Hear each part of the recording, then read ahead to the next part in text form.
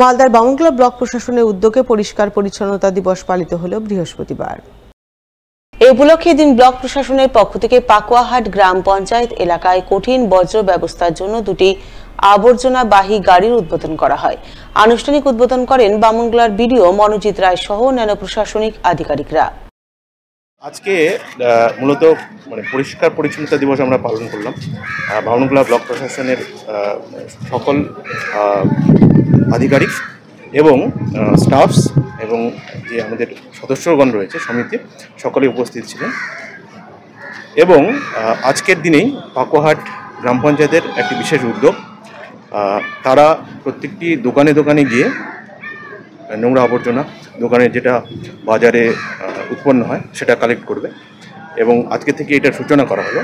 এই দুটো উদ্যোগ আমাদের পরিবেশ পরিচ্ছন্নতা বজায় রাখার জন্য আজকে করা হয়েছে। মালদা জেলা পরিষদের 15 ফিনান্সের অর্থ বরাদ্দে একগুচ্ছ উন্নয়নমূলক কাজের শিলান্যাস হয়ে গেল বৃহস্পতিবার। ফিতে কেটে নারকেল ফাটিয়ে আনুষ্ঠানিক শিলান্যাস করলেন মালতীপুরের বিধায়ক আব্দুর রহিম বক্সী। এছাড়া উপস্থিত ছিলেন মালদা জেলা পরিষদের মৎস্য ও প্রাণী সম্পদ কর্মাধ্যক্ষ রিয়াজুল করিম বক্সী, রতুয়া 1 নম্বর পঞ্চায়েত সমিতির পূর্ত কর্মাধ্যক্ষ শেখ মিনু সহ অন্যান্যরা। এদিন তারা সকলে মিলে বাহারাল এবং রতুয়া গ্রাম পঞ্চায়েত মিলে 3টি কমিউনিটি টয়লেট ও একটি রাস্তার কাজের শুভ শিলান্যাস করেন। 4টি কাজের জন্য জেলা পরিষদের 15 ফিনান্স থেকে মোট 50 লক্ষ টাকা বরাদ্দ হয়েছে বলে জানা গেছে। জেলা পরিষদের পক্ষ থেকে আজকে 3টা কমিউনিটি টয়লেট, 2টো বাহারালে, একটা বাবলাবন্যা, একটা বাহারাল বাজার পাড়া, একটা হাসপাতালে রতুয়া যে আমাদের হাসপাতাল আছে সেখানে, আর একটা রাস্তা আমাদের রতুয়া কলোনিতে। এই 4টি কাজের শুভ উদ্বোধন আজকে হচ্ছে। সব মিলিয়ে প্রায় 50 লক্ষ টাকার কাজ আজকে শিলান্যাস করা। সেভাবে বৃষ্টি নেই, তার উপর গত 1.5-2 মাস ধরে বন্ধ রয়েছে RLI স্কিমের কৃষি সেচের জল সরবরাহ ব্যবস্থা। ফলে জলের অভাবে চাষের জমি ফুটি ফাটা অবস্থা, মার খাচ্ছে চাষাবাদ।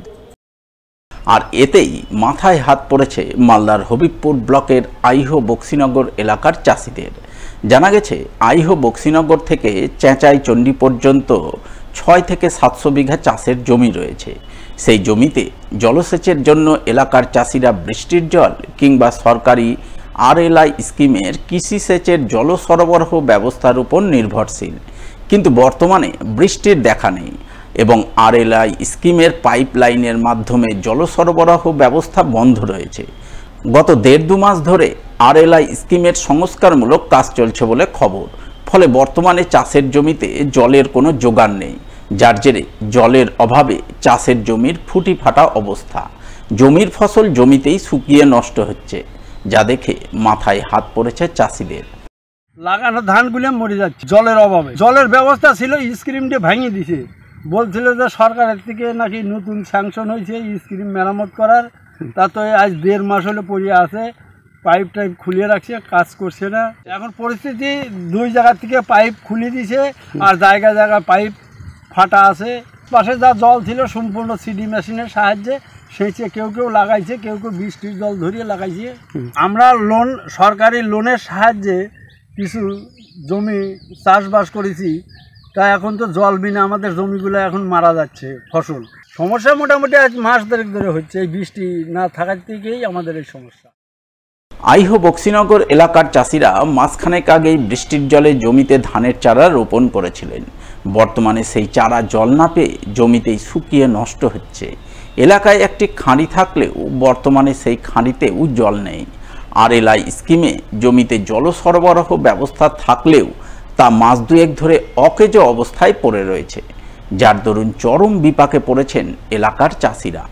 তাই এই অসহায় পরিস্থিতি থেকে উত্তরণের জন্য তারা দ্রুত RLI স্কিমের জল সরবরাহ ব্যবস্থা চালু করার দাবি জানিয়েছেন। জল মোটামুটি 1.5 মাস 2 মাস ধরে স্কিম বন্ধ আছে, সরকারি স্কিম। রাস্তার উপরে এক সাইডে চলছে, এটা বক্সিনগর মজা বন্ধ আছে। তো এখন জমি জায়গা লাগিয়েছি কোনো রকম করে, এখন কোনো জলের ব্যবস্থা নাই। জমিগুলো ফেটে গেছে, লোন ফোন নিয়ে জমি জায়গা আবাদ করেছি।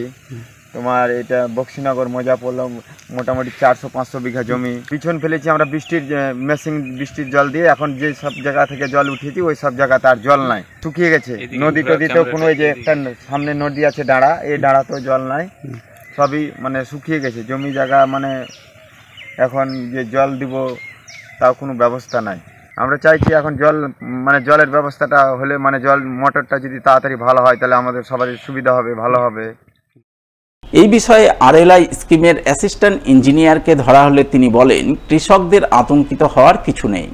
আরএলআই স্কিমের পাইপলাইন রিপেয়ারিংয়ের কাজ চলছে, 7 দিনের মধ্যেই সেই কাজ শেষ হয়ে যাবে। তারপর থেকে কৃষকরা জমিতে জল পাবেন। না না, বিকল হয়ে নেই, ওইটা রিপেয়ারিং এর কাজ চলছে।